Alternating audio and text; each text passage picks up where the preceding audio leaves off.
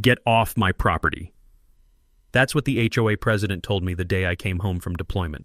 18 months in Iraq, and I returned to find 3 luxury villas where my grandfather's lakefront cabin used to stand. My signature on every deed, every rental contract, every permit. Except I never signed anything. I never sold my land. Someone built an empire on my property, and they made sure it looked like I was in on it. If you've ever fought a system that seemed unbeatable, drop a comment below and tell me where you're watching from. Because what happened next changed everything. The road from the airport stretched longer than I remembered. 18 months in the desert where every mile could be your last, and I'd spent all of them thinking about this moment. I drove past familiar houses, past the old intersection, turned onto the dirt road leading down to the lake. But when I rounded the final bend, I slammed the brakes. A black iron gate blocked the path, nearly 10 feet high, locked tight. On the gate, a cold metal sign read, Lake Vista HOA, private property, no trespassing. I stared at my GPS. Correct address. So what the hell was happening? The gate stood partially open. I drove through slowly.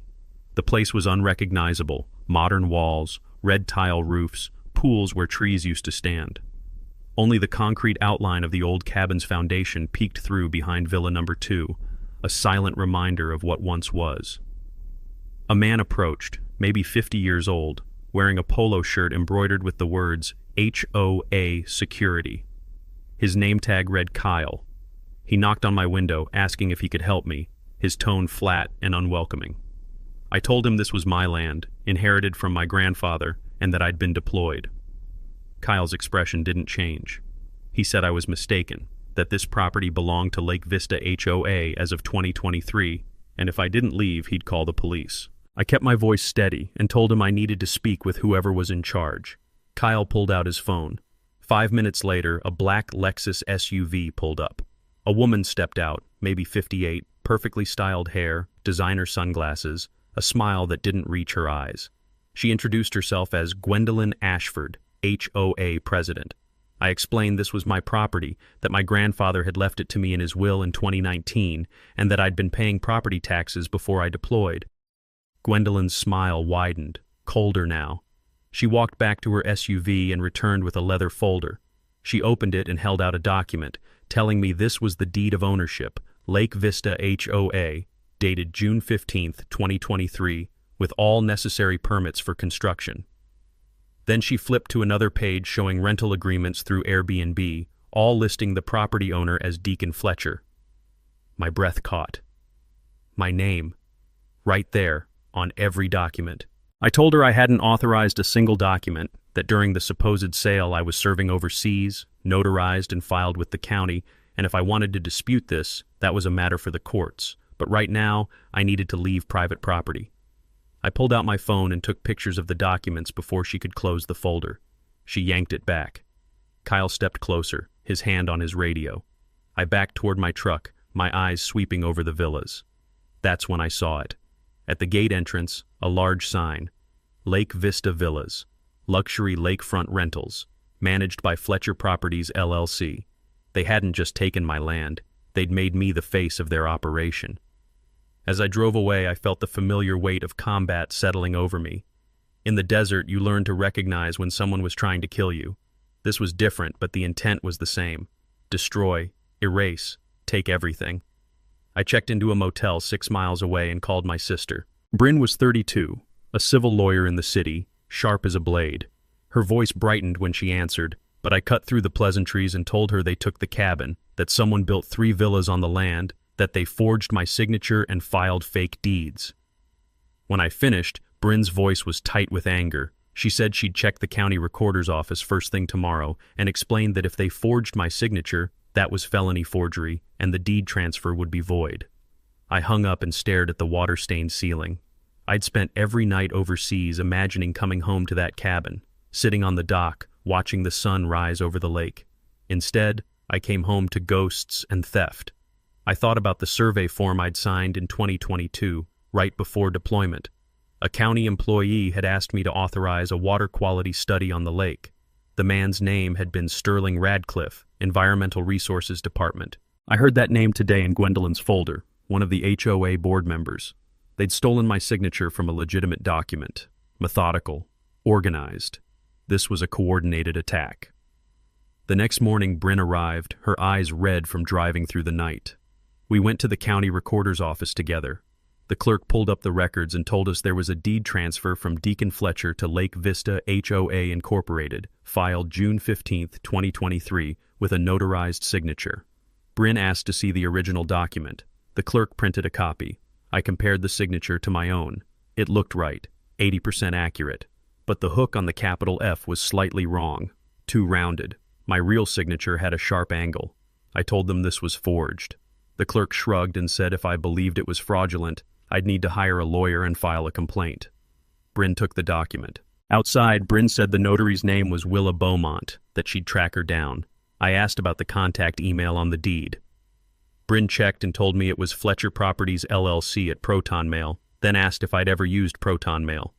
I told her never. She said then someone created that account in my name, that this was identity theft on top of forgery. We stood in the parking lot, the sun beating down.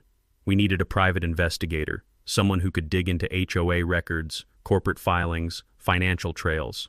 I knew one. Holden Merrick, a former NYPD detective I'd met through a veterans group. He specialized in fraud cases. Bryn nodded and said good, because whoever did this didn't just steal my land, they built a criminal enterprise on it, and they were renting it out under my name, and if we didn't stop them, I was legally liable for everything. That thought hit me like a punch. Liable. If someone got hurt in those villas, if there was a lawsuit, a fire, anything, my name was on the paperwork. I could lose everything. Not just the land. My future. My freedom. Gwendolyn Ashford had built a trap, and I'd walked right into it. But she'd made one critical error. She'd chosen the wrong target. I wasn't going to stop until I took back everything she'd stolen. The motel room smelled like cigarette smoke and cleaning chemicals. I sat on the edge of the bed, laptop open, pulling every document I could find.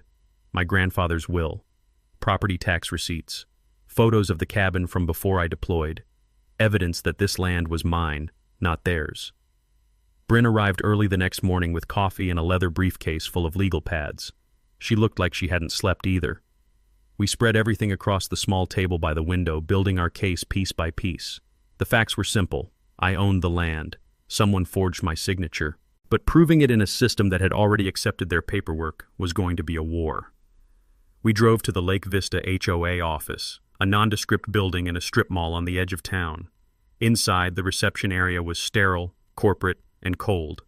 A woman at the front desk told us to wait. 10 minutes later, Gwendolyn Ashford appeared, flanked by two other people. One was a man in his 60s, silver hair, sharp suit, the kind of face you see in old government ID photos. The other was a woman in her 50s, glasses, conservative dress, holding a tablet like a shield. Gwendolyn smiled that same fake smile from yesterday. She introduced them as Sterling Radcliffe and Francine Gable, HOA board members.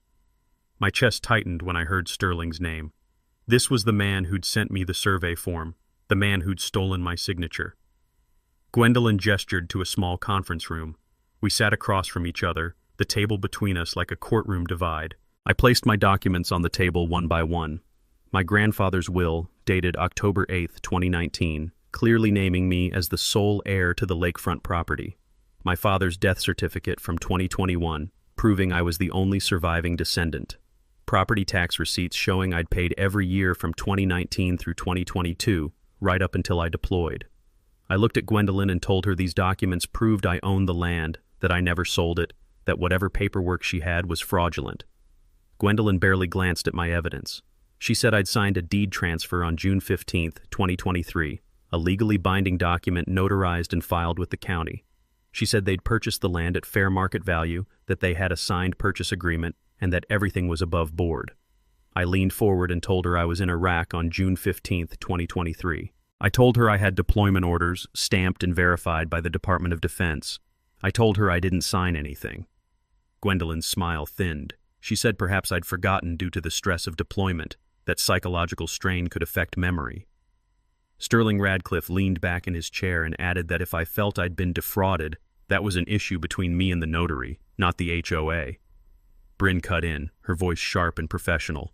She said the signature on the deed was forged, that we'd already identified discrepancies in the handwriting, and that we intended to have it analyzed by a forensic document examiner. She said if the HOA knowingly participated in fraud, they were criminally liable. Gwendolyn's expression hardened.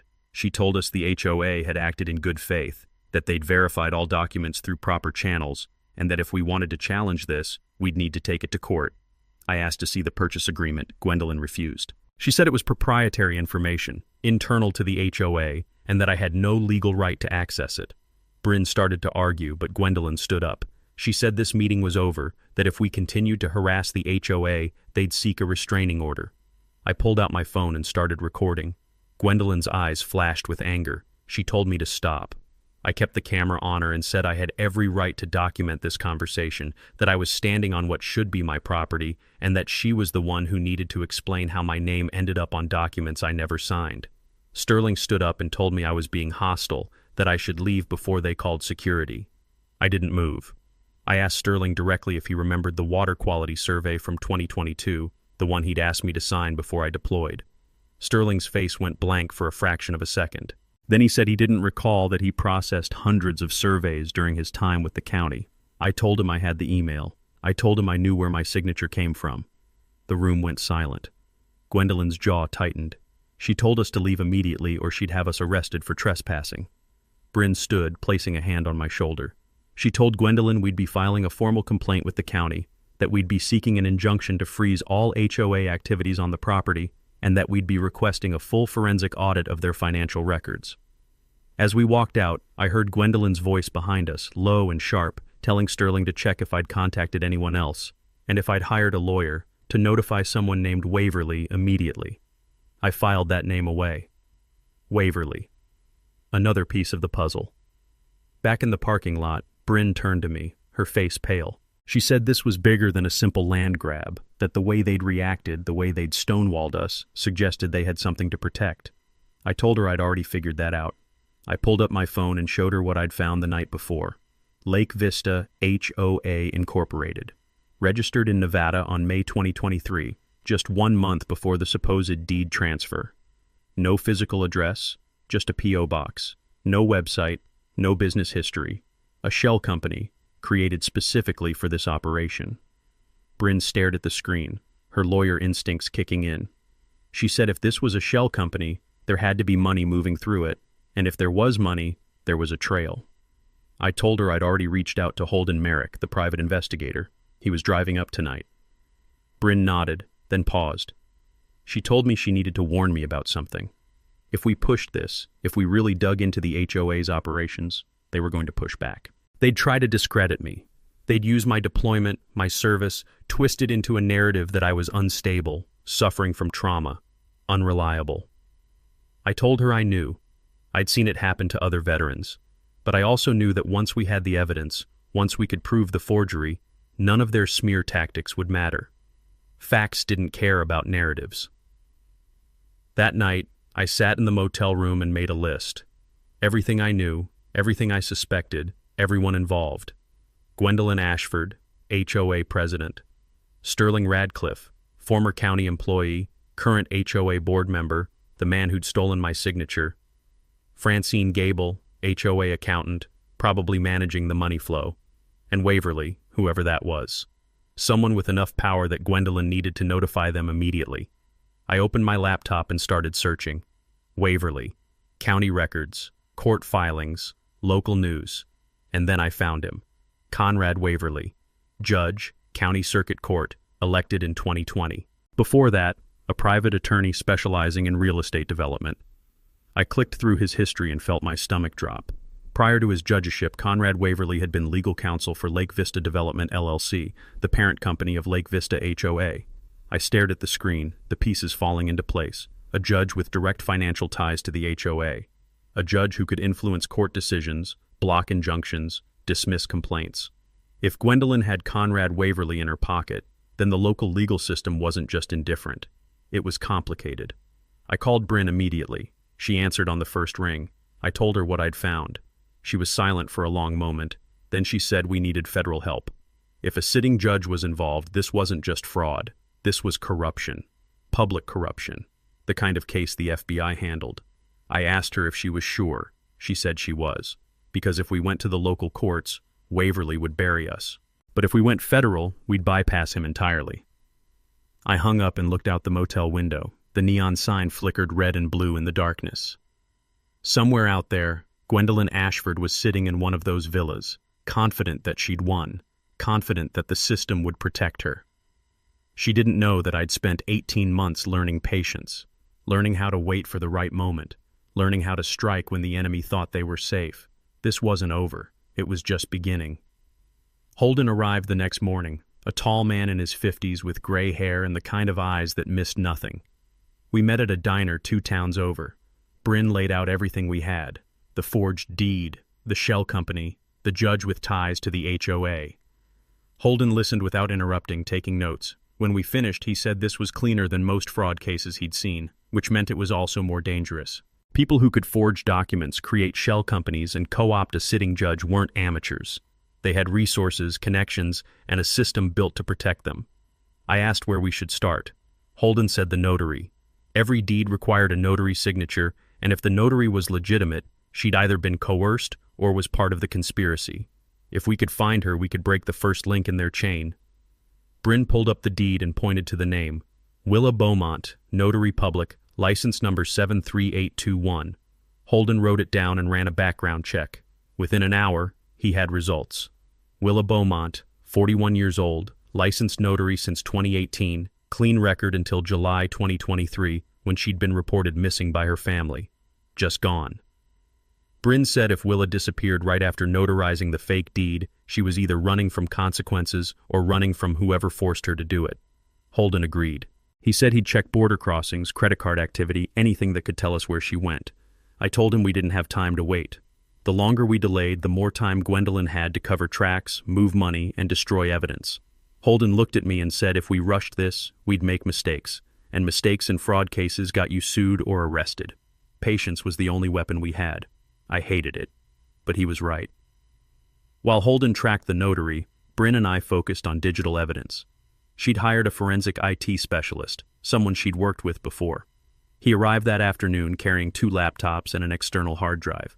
He asked for the deed, the emails, anything with metadata.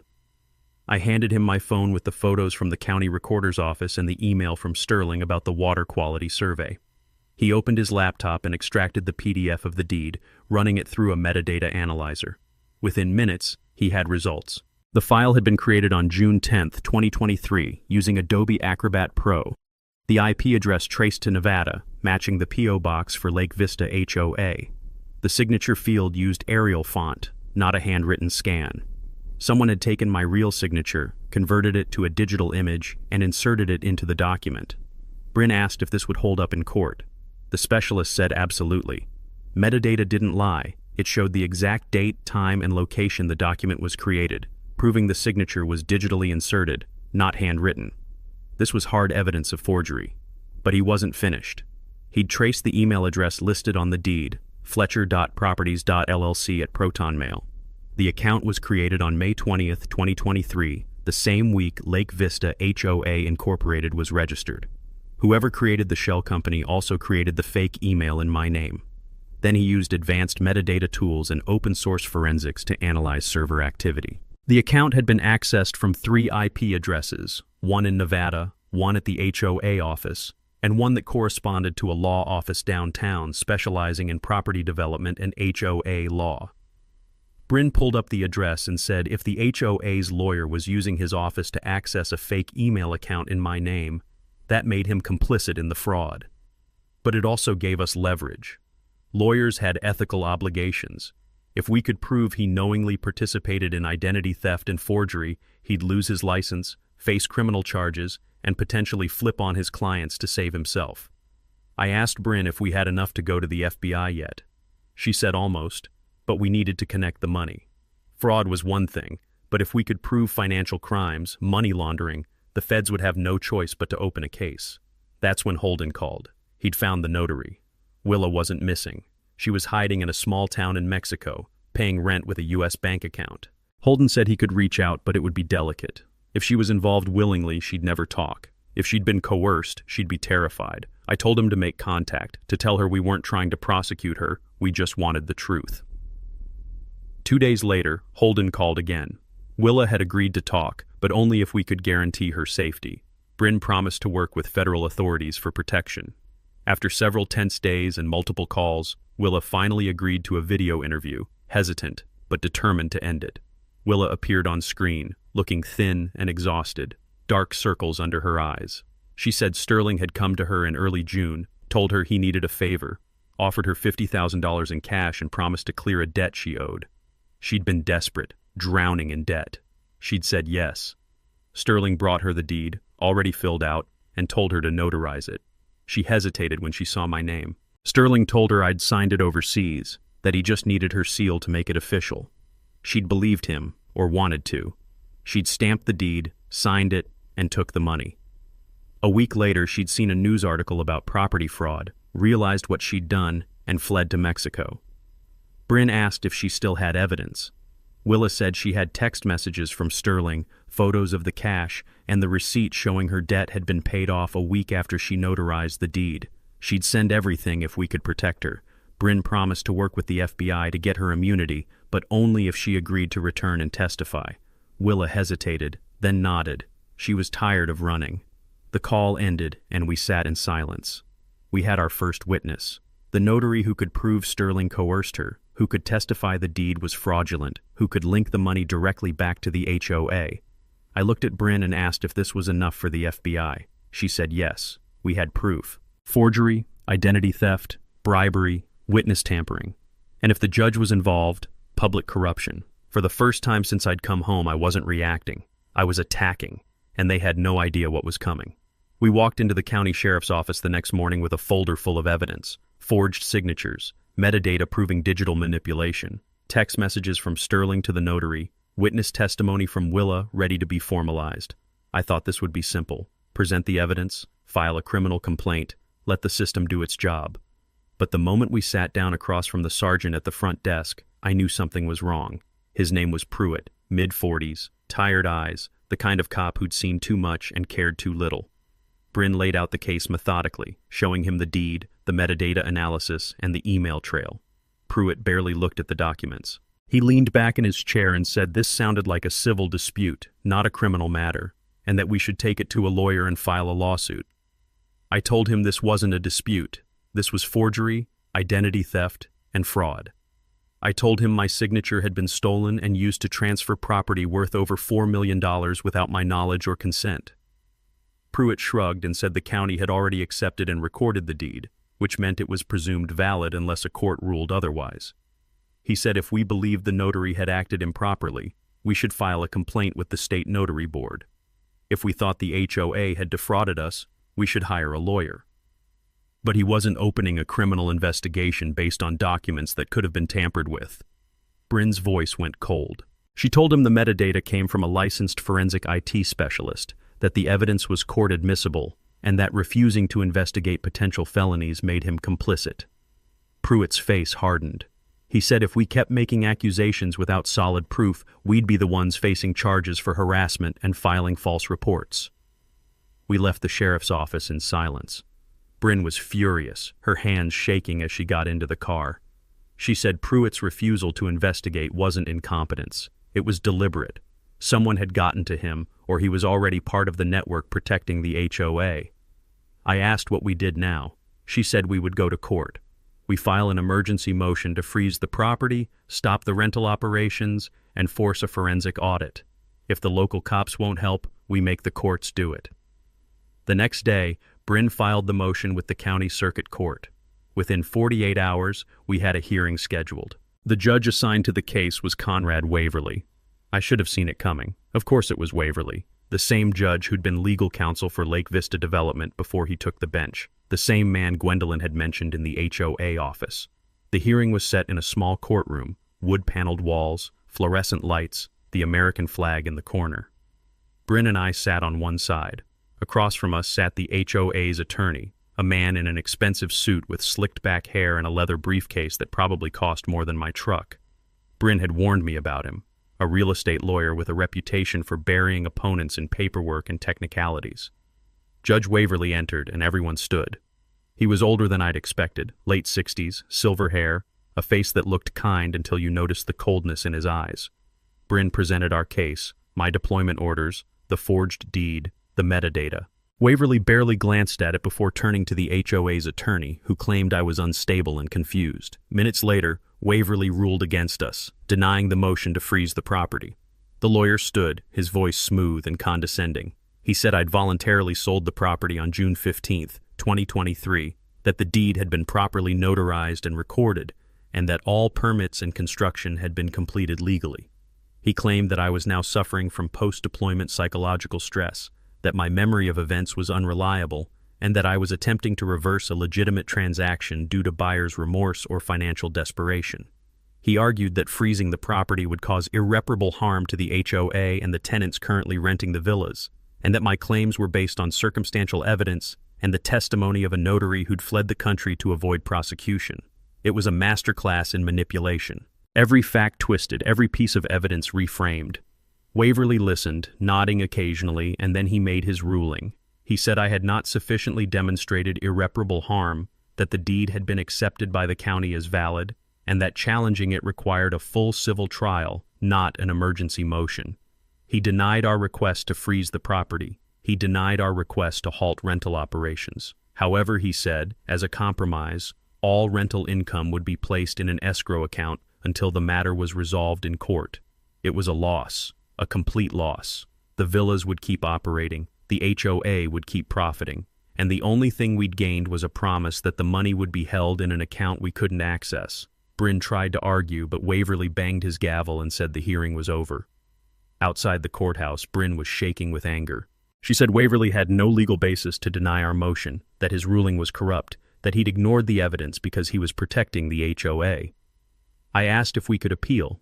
She said yes, but it would take months, and by then, the HOA could have moved money, destroyed records, and built an even stronger defense. We needed something bigger, someone who could bypass Waverly entirely. That's when Holden called. He said he'd been digging into Waverly's background and found something. Waverly's wife was listed as a co-founder of Lake Vista HOA Incorporated. Not just tied to the company, she was the owner. Holden said if we could prove Waverly knew about his wife's involvement and still presided over our case, that was judicial misconduct, maybe even obstruction of justice. Bryn pulled up the corporate filings on her phone. There it was. Margot Waverly, registered agent for Lake Vista HOA Incorporated, listed since May 2023. Waverly had sat in that courtroom, denied our motion, and protected a company his wife co-owned. He should have recused himself. He should have disclosed the conflict of interest. But he hadn't, because he was part of the conspiracy. I looked at Bryn and said this was federal now. She nodded. Public corruption, abuse of judicial power, racketeering.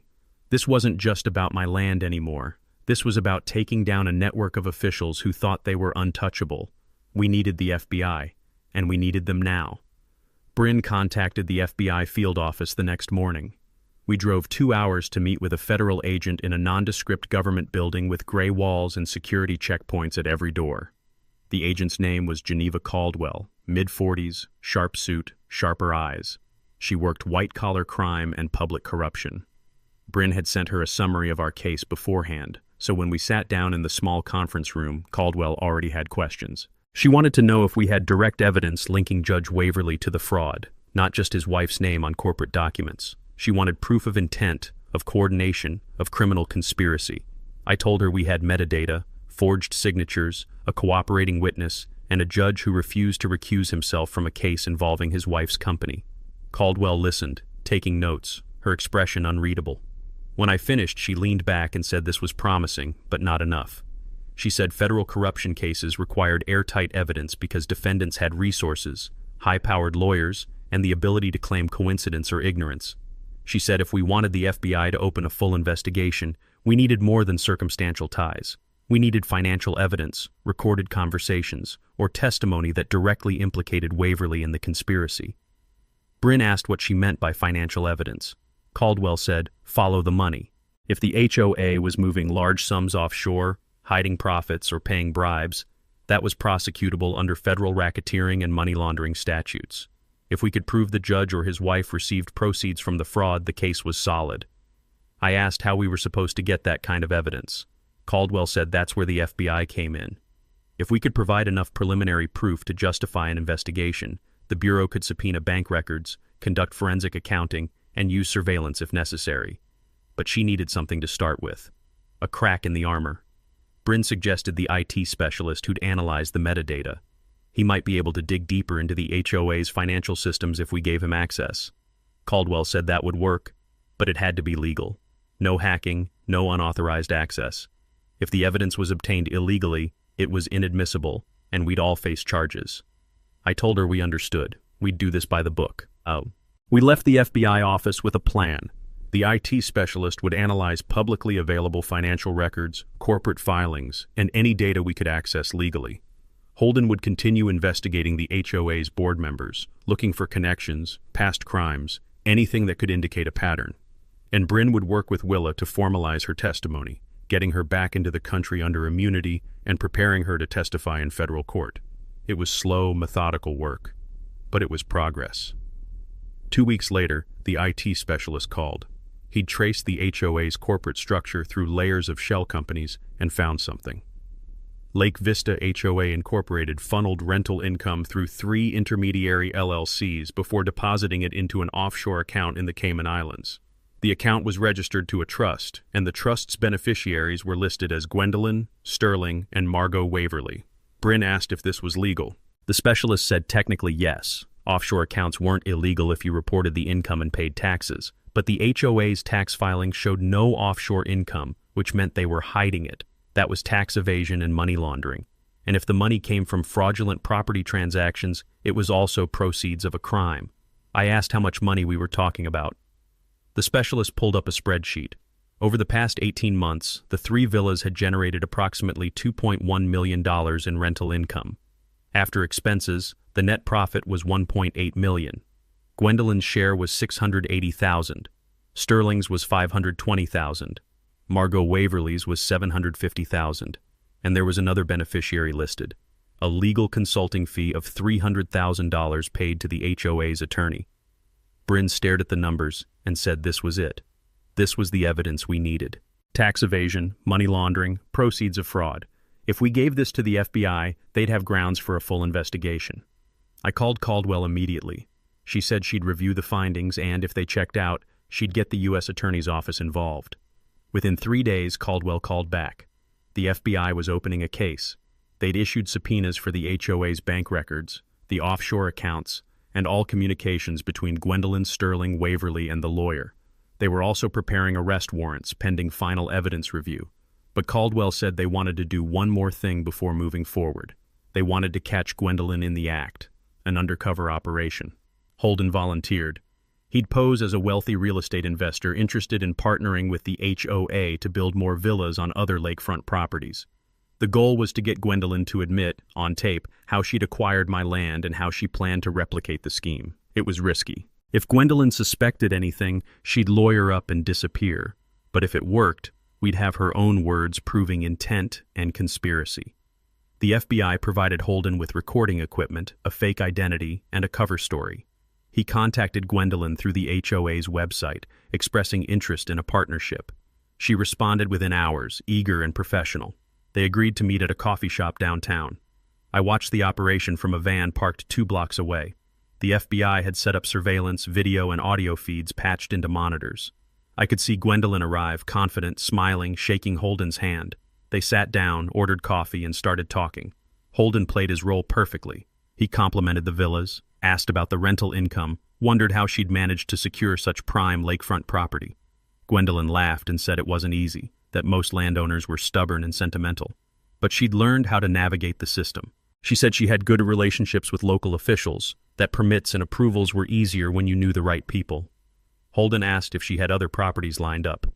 Gwendolyn leaned in, her voice dropping to a conspiratorial tone.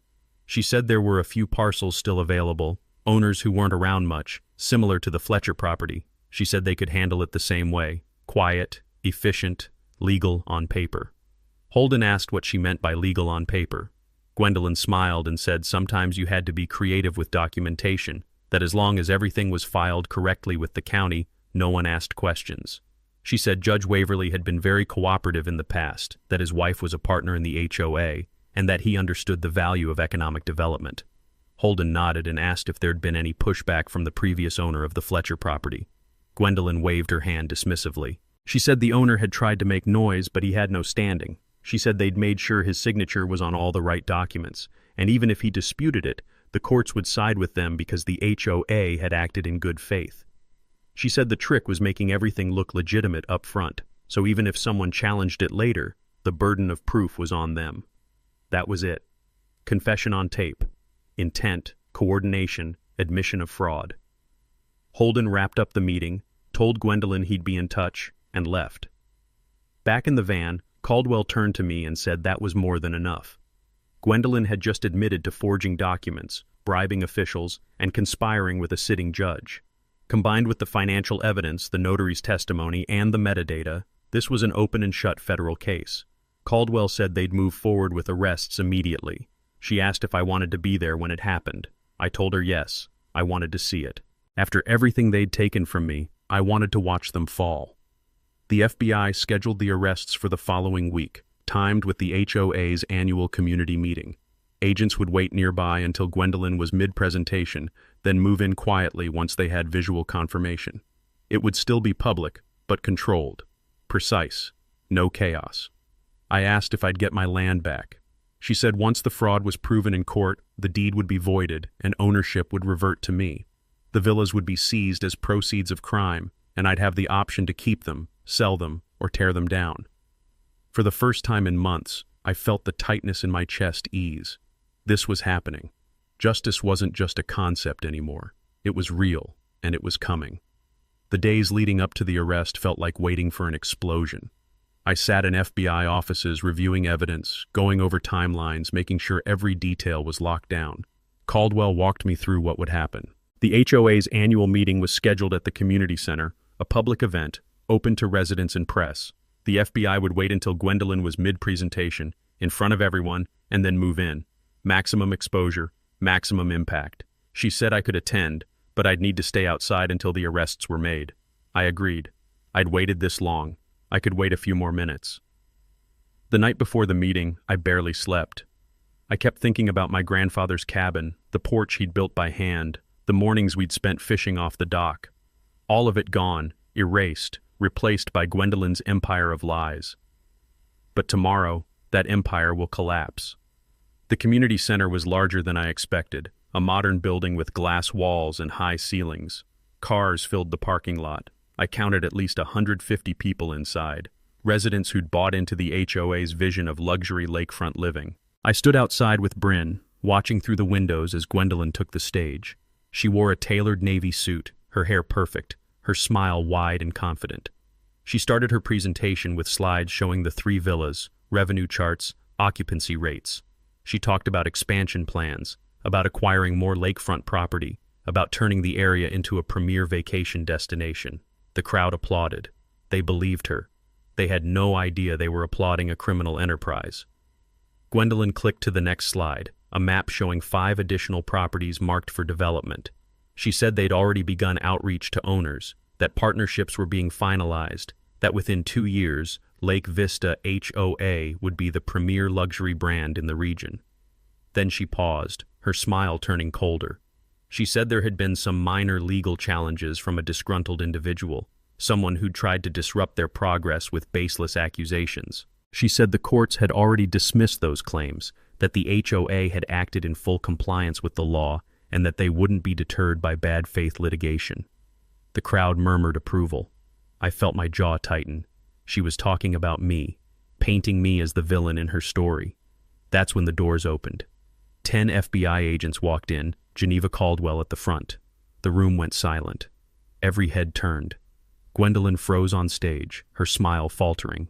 Caldwell walked down the center aisle, her badge raised. She said loudly and clearly that Gwendolyn Ashford and Sterling Radcliffe were under arrest for wire fraud, forgery, conspiracy to commit fraud, and money laundering. 2 agents moved toward Gwendolyn. 2 others went to Sterling, who'd been sitting in the front row. Gwendolyn's face went white. She stammered that this was a mistake, that they had no right, that she hadn't done anything wrong. Caldwell ignored her and began reading her rights. You have the right to remain silent. Anything you say can and will be used against you in a court of law. The crowd erupted in noise, confusion, anger, disbelief. Some people stood up, shouting questions. Others pulled out their phones, recording. Caldwell raised her hand and addressed the room. She said the FBI had been investigating Lake Vista HOA for federal fraud and public corruption.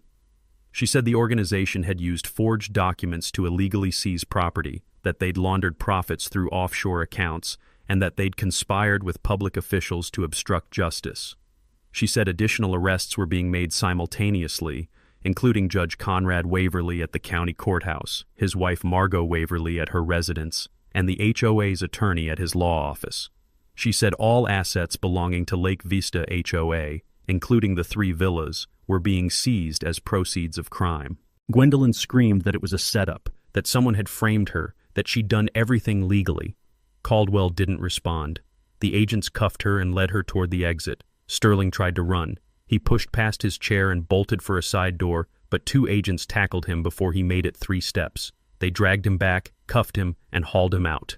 The crowd was in chaos now, people shouting, crying, demanding answers. Some residents yelled that they'd paid dues, that they'd invested in the HOA, that they'd been lied to. Caldwell said anyone with financial ties to the organization should contact the FBI field office, that victim assistance would be available, and that the Bureau would work to recover funds where possible. That's when Caldwell gestured to me. I stepped inside. The noise didn't stop, but I felt every eye in the room turn toward me.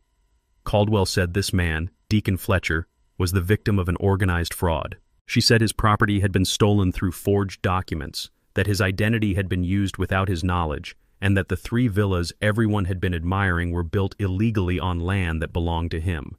She said the deed transfer was void, that ownership would revert to him immediately, and that the HOA had no legal claim to the property. Some people stared at me in shock. Others looked away, ashamed. A few approached, apologizing, saying they'd believed Gwendolyn's lies, that they'd seen the posts online calling me unstable and had assumed I was trying to scam the HOA. I didn't say much. I just told them I understood. Gwendolyn had been convincing. That's how fraud worked. You built trust, and then you weaponized it. Bryn stepped forward and said anyone who'd been misled or financially harmed by the HOA should document their losses and file claims with the federal receiver. She handed out business cards with the FBI contact information. Caldwell said the investigation was ongoing, that more charges could be filed, and that the trial would be public. She said anyone with information about other properties or other schemes should come forward. Then she turned to me and said I could go. It was over. I walked out of the community center into the sunlight, feeling like I'd just surfaced from deep water. The media firestorm started within hours. Local news picked up the story first, then state outlets, then national networks. Veteran returns from deployment to find his property stolen by corrupt HOA. Judge arrested for conspiracy. Millions laundered offshore. The headlines wrote themselves. My phone buzzed nonstop with interview requests, messages of support, offers of legal help I no longer needed. Bryn fielded most of it, but I agreed to one interview with a local reporter who'd covered HOA abuses before. I kept it simple. I said I'd come home expecting to rebuild my life, and instead I'd found my home erased. I said the system had tried to protect the people who'd stolen from me, but justice had won in the end. I said I hoped this case would be a warning to anyone else abusing power. The legal fallout was swift. The state bar opened an investigation into HOA's attorney and suspended his license pending the outcome of the federal trial. The county sheriff's office launched an internal review after it came out that Sergeant Pruitt had refused to investigate my initial complaint. The state judicial board disciplinary hearing for Judge Waverly, and he was placed on immediate administrative leave. Margot Waverly's assets were frozen, her passport seized.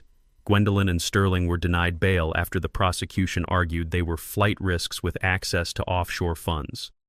Within a week, the community that had celebrated the HOA was demanding accountability. Residents who'd paid dues wanted refunds. Tenants who'd rented the villas wanted to know if their contracts were valid. The local government scrambled to distance itself from the scandal. I stood at the gate of my property the day after the arrests, looking at the 3 villas. They were empty now, yellow FBI tape across the doors. The infinity pool was still, the tennis court silent. It all looked so clean, so perfect, so wrong. Bryn walked up beside me and asked what I was going to do with them. I told her I didn't know yet. Part of me wanted to tear them down, rebuild the cabin exactly as it had been, erase every trace of what Gwendolyn had done. But another part of me thought about keeping one, turning it into something that honored my grandfather's memory while still being mine. I had time to decide. The criminal trial would take months. The civil suits would take longer. But for the first time since I'd come home, the land was legally mine again. No forged deeds, no fake corporations, just my name on the title, where it belonged. And that was enough for now. 6 months later, I walked into the federal courthouse for the trial. The building was massive, marble columns and American flags, security checkpoints at every entrance. Bryn walked beside me carrying a briefcase full of documents we'd spent half a year preparing. The courtroom was packed. Press in the back rows, sketch artists by the windows, victims in the gallery. The defendants sat at 2 tables with their lawyers. Gwendolyn in a gray suit, her face drawn and tired. Sterling beside her, staring at the floor. Margot Waverly at the other table, stone-faced. The HOA's attorney next to her, looking smaller than I remembered. Judge Conrad Waverly, separated from the others, his lawyer, a sharp woman in black who kept whispering to him. The federal judge presiding was Helena Vaughn, silver hair and a reputation for no-nonsense rulings. She entered, and we all stood. The jury filed in, 12 people who'd been selected after weeks of voir dire. The lead prosecutor, Palmer Rhodes, stood and delivered his opening statement. He said this wasn't a simple property dispute. This was a criminal conspiracy that used forged documents and corrupt officials to steal land and launder money. He said the defendants had built an empire on fraud, believing they were untouchable. Rhodes laid out the evidence methodically. First, the forged signature. A forensic document examiner from the FBI lab showed side-by-side comparisons on large screens, pointing out inconsistencies in pen pressure, identical pixel patterns, metadata proving the file had been created in Nevada weeks before it was supposedly signed. She said with 99.8% certainty, the signature was a forgery. Next, the notary. Willa Beaumont took the stand, nervous, her hands shaking. Rhodes asked her to explain what happened on June 2023. Willa said Sterling had approached her with $50,000 in cash and debt forgiveness if she'd notarized a deed. She said she'd been desperate, drowning in bills. Sterling told her it was just paperwork, that the property owner had signed remotely. She'd stamped the deed, taken the cash, and then a week later realized what she'd done and fled to Mexico. Rhodes asked if anyone had threatened her. Willa said Sterling had implied that if she refused or talked, bad things would happen to her family. Gwendolyn's lawyer tried to paint Willa as the mastermind, but she held firm. Sterling had orchestrated everything, brought the pre-filled deed, and knew exactly what he was doing. The jury watched carefully, and I could see some of them nodding. Then came the digital evidence. The IT forensics specialist explained how the fake email account had been created, how IP addresses traced back to the HOA office and the lawyer's office, and how metadata showed coordination across multiple locations. He presented logs, timestamps, and server records. Rhodes made it clear someone had created a fake identity in my name, used it to conduct fraud, and covered their tracks poorly. Then Rhodes played the recording. The undercover meeting between Holden and Gwendolyn. The courtroom went silent as Gwendolyn's voice filled the room, talking about being creative with documentation, mentioning Judge Waverly's cooperation, admitting they'd made sure my signature was on all the right documents even though I'd never signed anything, laughing about how the burden of proof was on the victim. When it ended, Gwendolyn looked like she wanted to disappear. Her lawyer objected, claiming entrapment, but Rhodes countered that she'd voluntarily confessed, no coercion, just her own words. The financial evidence came next. A forensic accountant walked the jury through the money trail. $2.1 million in rental income funneled through shell companies to offshore accounts in the Cayman Islands. He showed charts with arrows connecting Lake Vista HOA to intermediary LLCs to the offshore trust. He listed the beneficiaries. Gwendolyn, $680,000. Sterling, $520,000. Margot Waverly, $750,000. The HOA's attorney, $300,000 in consulting fees. None of them had reported the offshore income. Tax evasion and money laundering, federal crimes. Then it was my turn. Rhodes called me to the stand. I explained that I'd deployed to Iraq on January 2023, that I'd left my grandfather's cabin expecting to return to it, that I'd paid property taxes and maintained ownership the entire time. I said I'd signed a water quality survey for Sterling in 2022, and he'd stolen my signature from it. I'd never met Gwendolyn before returning home, never agreed to sell my land, never signed a deed. Gwendolyn's lawyer cross-examined me, trying to suggest I'd forgotten signing the deed due to deployment stress, that maybe I'd had financial troubles. I told him I had deployment orders, medical records, bank statements, and witnesses proving I was overseas and financially stable. The only stress I'd experienced was coming home to find my life erased by criminals. The lawyer backed off. He had nothing.